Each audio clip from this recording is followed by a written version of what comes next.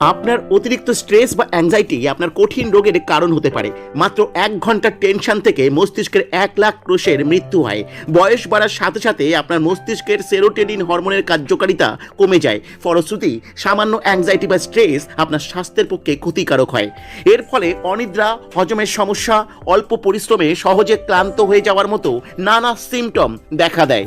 এর সমাধান হিসেবে প্রতিদিন প্রচুর পরিমাণ অ্যান্টি অক্সিডেন্টযুক্ত খাবার প্রয়োজন।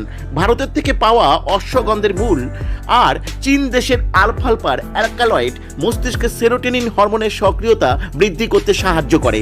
এছাড়া নিয়মিত প্রাণায়াম ও ধ্যান করার অভ্যাস আপনাকে অনেক বেশি প্রাণবন্ত হতে সাহায্য করতে পারে। ভিডিওটি গুরুত্বপূর্ণ মনে হলে লাইক, সাবস্ক্রাইব আর যত খুশি শেয়ার করুন। আপনি একজন হেলথ কনসালটেন্ট হতে চাইলে আমাদের সাথে যোগাযোগ করুন।